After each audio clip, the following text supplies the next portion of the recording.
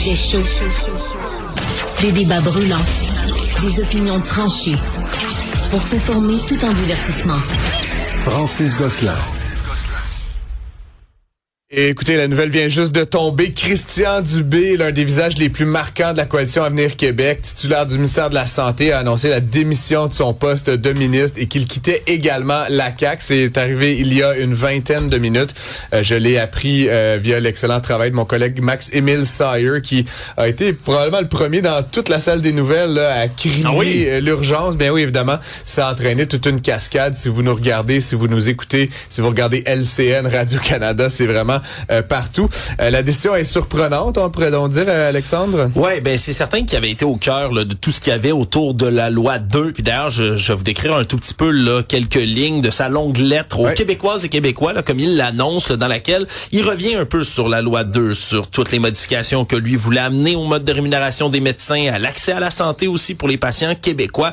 Et ce qui en ressort là, véritablement, outre évidemment l'annonce de sa démission comme ministre de la Santé, comme il dit, mais à la fin de sa lettre, il dit siéger comme indépendant pour représenter les citoyens de la Prairie, sa circonscription. Ce qui veut dire qu'il quitte la coalition Avenir Québec. Là. Donc, c'est pas juste de descendre de son siège de ministre, mais c'est quitter la coalition Avenir Québec. Et il va donc devenir en 2025. Je faisais une petite liste rapidement là, avec ma collègue Florence Lamoureux ici de tous ceux qui ont quitté la coalition Avenir Québec juste en 2025. Là. Il y en a une autre d'autres dans les autres années. On sait que Lionel Carman a quitté justement au sujet de la loi 2. On sait que Maïté Blanchette-Vézina a quitté, maintenant courtise et se fait courtiser par les conservateurs. Lionel Carman, dont la femme et la fille sont médecins. Hein, donc, absolument. Rappelons-le, je pense que ça a jasé dans la chaumière des Carman, puis c'était comme devenu intenable là, pour lui de rester associé à ce projet de loi. Adopté sous bâillon, rappelons-le, qui plus est.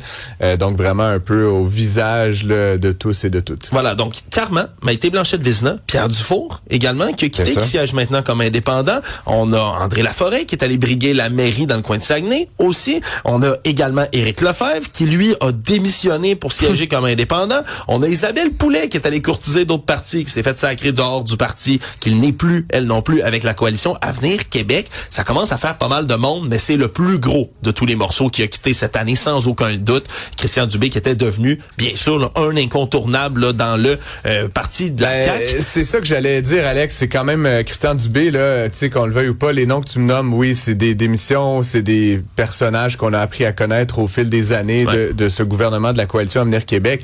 Mais Christian Dubé, c'est vraiment un ténor du parti. Là. C'est un très, très gros morceau. Et Lionel Carman, à sa façon aussi, j'ai envie de dire, mais tu sais, Dubé, là, c'est comme l'entourage très, très, très proche. Monsieur Legault l'a toujours défendu jusqu'à tout récemment là où on a senti que M. Legault souhaitait peut-être un peu s'immiscer là, dans la compétence de son ministre de la Santé. Un des visages les plus vus, et je veux pas m'improviser prophète, mais bon, évidemment, c'est un coup très, très, très dur pour François Legault qu'on apprend là il y a quelques minutes, alors qu'hier, on apprenait évidemment la démission du chef libéral Pablo Rodriguez.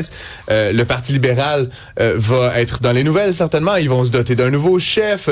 Bon, c'est sûr que bon, il y a des allégations de corruption, il y a toutes sortes de choses négatives, mais il y a un peu quand même, il y aura peut-être un vent de renouveau au Parti libéral, peut-être un candidat plus jeune, et donc là, François Legault se retrouve évidemment face à cette série incroyable de démissions, d'exclusions, Alex, un peu comme j'ai envie de dire, tu sais, le vieux capitaine, là, tu sais, d'un navire qui prend l'eau, clairement, puis là, le second du navire, là, décide que c'est plus un bateau pour lui. Ouais. Ça fait très, très mal. Et non seulement il décide que c'est plus un bateau pour lui, mais il quitte, puis je lis et je relis sa lettre, tu sais, il y a peu d'endroits dans lesquels, voire pas du tout, là, je regarde rapidement, où il parle de la coalition Avenir Québec. Il parle pas du parti.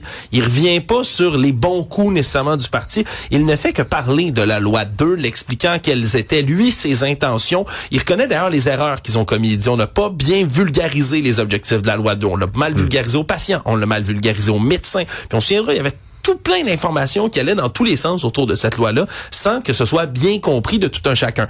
Et là, ce qui est encore plus frappant dans cette lettre-là, c'est qu'il explique que l'entente conclue maintient sensiblement le statu quo sur les enjeux de gouvernance entre le gouvernement, la Fédération des médecins omnipraticiens du Québec et les directeurs médicaux dans le réseau de la santé. Grosso modo, il dit que les nouveaux gains, là, ce qui a été là, les ententes là, qui ont été négociées entre, on sait, François Legault s'est impliqué personnellement, tu le dis là-dedans, donc entre le gouvernement et les médecins, lui dit que c'est un statu quo. Donc, c'est un désaveu même du projet sur lequel il a si fort travaillé. Ben écoute, Alex, on va justement sauter sur l'opportunité. On est avec le docteur Benoît Eppel, que vous connaissez bien, les médecins de famille en Estrie. Il était en réunion ce matin avec des collègues de la Fédération des omnipraticiens. Docteur Eppel, bonjour.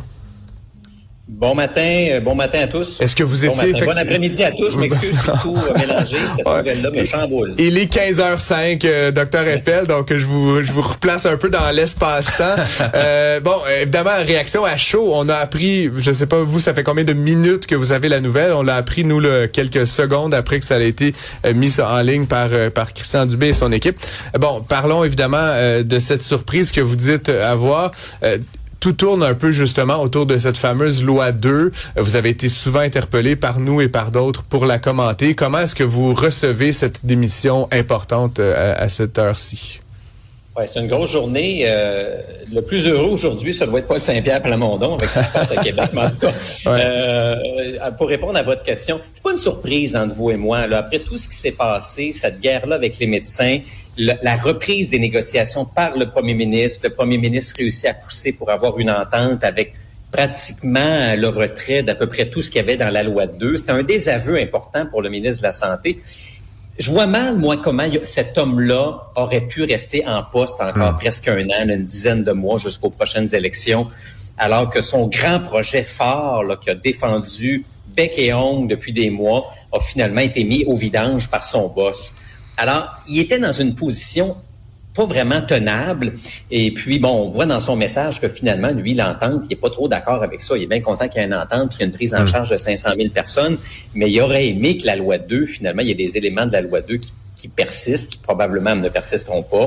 Alors, il était dans une situation, moi, je pense, impossible à tenir, à moins de faire profil bas. D'ailleurs, il faisait profil bas depuis son fameux voyage à Fort Lauderdale, le 14 novembre. Ouais. On n'avait pas vraiment entendu parler du ministre de la Santé. Hein? Alors, je pense que c'est une surprise. Effectivement. J'aimerais un peu vous entendre parce que, bon, vous connaissez le dossier mieux que la moyenne des ours, j'ai envie de dire. On a adopté un projet de loi sous bail. On a quand même voulu jouer du bras là, d'un rapport de force avec les médecins. J'ai envie de dire, Christian Dubé, pour l'avoir croisé, là, je le connais pas très bien, mais c'est un homme quand même intelligent. Il a été un des plus hauts placés à la caisse de dépôt. On dit que c'est un bon gestionnaire, que c'est quelqu'un qui maîtrise ses dossiers. Où est-ce qu'il y a erreur dans disons la dernière année de Christian Dubé? C'est quoi qu'est-ce qu'il aurait dû faire? Si vous aviez été Christian Dubé, Dr Eppel. C'est une bonne question. Puis c'est pas un 2 de pique, là, vous avez raison, là, tu sais, c'est pas un 2 de pique. Puis moi, pour avoir eu des interactions avec lui, c'est un homme qui fondamentalement voulait améliorer le réseau. Je pense qu'il y avait une volonté réelle et sincère de faire les choses mieux, du moins dans les discussions que j'ai pu avoir avec lui, puis avec son projet santé là, avant les dernières élections. Il y a beaucoup de choses qui faisaient du sens là-dedans.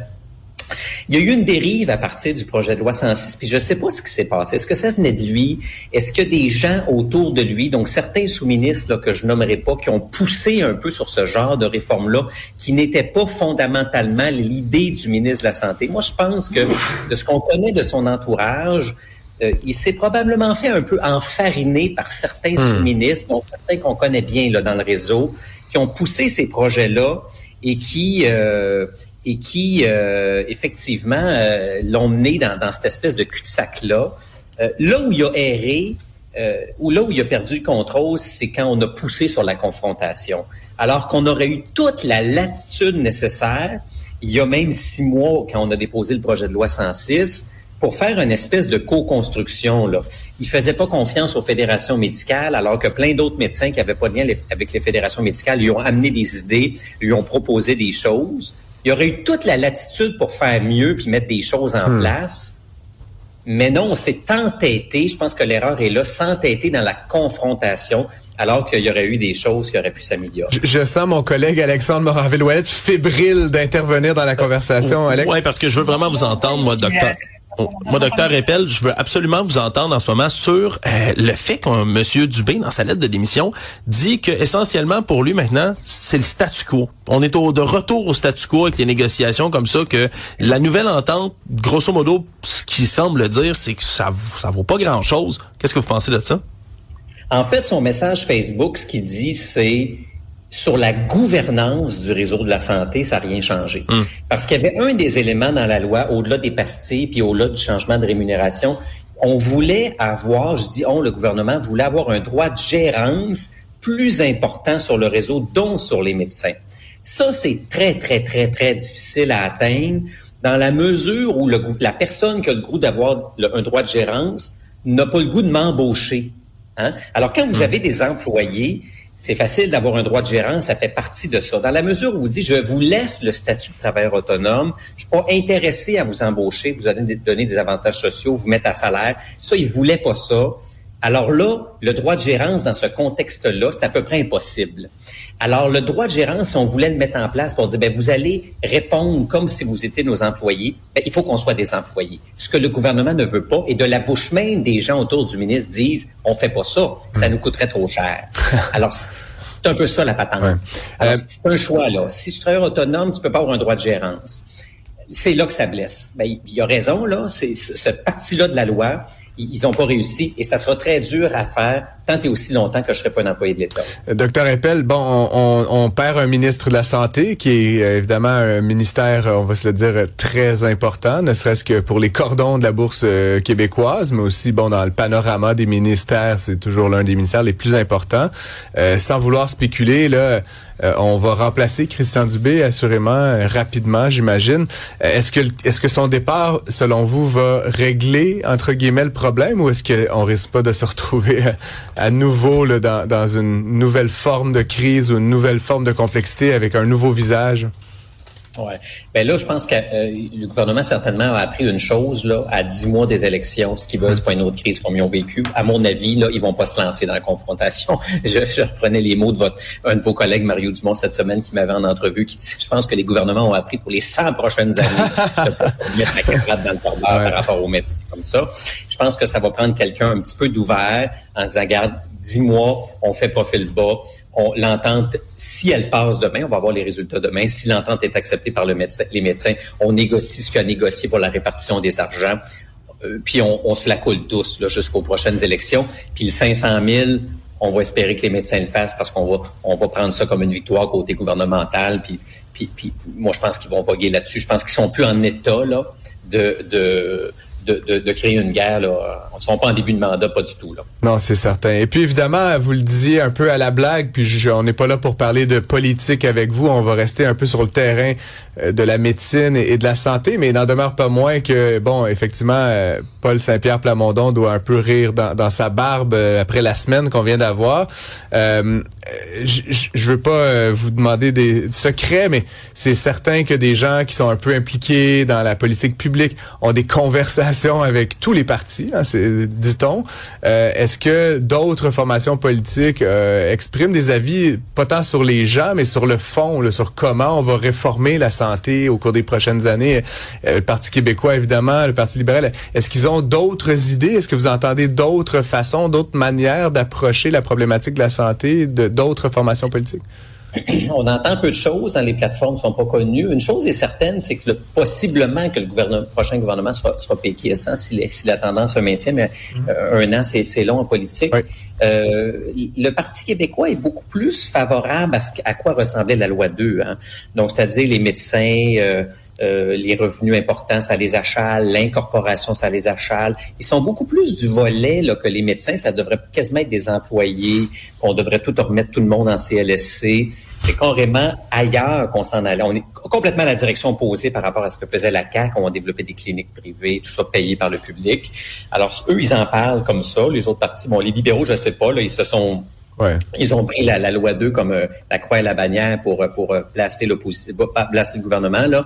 Mais le gouvernement péquiste, s'il y en a un, ils seront probablement à 180 degrés de ce que faisait la CAQ là. Alors ça sera intéressant aussi de voir ça. Très intéressant évidemment. Et puis pour vous, qu'est-ce que ça change comme médecin hier, aujourd'hui, demain? La vie est bonne dans le quotidien, dans l'administratif, dans votre relation au patient. Est-ce que si je vous avais posé la même question il y a 6 mois et dans 6 mois, concrètement, qu'est-ce qui a évolué peut-être à travers tout ça? Pas grand-chose, je vous dirais. Nos patients nous soutiennent beaucoup à travers tout ce qui s'est passé. Nous, dans notre quotidien, ça change rien. Mais je vous dirais qu'en groupe de médecins, avec l'entente qui sera peut-être adoptée demain, on est tous conscients qu'il faut mettre de l'eau dans notre vin et qu'on doit s'enligner, s'organiser pour que les choses marchent un peu mieux. Je pense que tout le monde a compris ce message-là aussi avec les ressources que l'on a. Tout le monde souhaite être en mode collaboratif. Dans notre quotidien, nous, on fait notre job, on fait notre 100%, puis ça donne ce que ça donne, mais j'ai hâte de voir la suite parce que les solutions, on les connaît. Maintenant, quel gouvernement osera les appliquer mur à mur? Ça, j'ai bien hâte de voir ça. Et nous donc, Dr. Eppel, merci beaucoup d'avoir accepté l'invitation à quelques minutes de préavis. On apprécie énormément votre disponibilité comme toujours et puis on va évidemment continuer d'en discuter. On parle avec le Dr. Bolduc d'ailleurs dans quelques minutes là où on pourra avoir un autre point de vue. On va prendre une seconde, hein, on va faire le point puis on se revient. On va parler de ce qui se passe dans le monde quand même un petit peu, c'est l'objectif de l'émission. Un petit instant, puis on se revient, mesdames et messieurs. Autrement dit.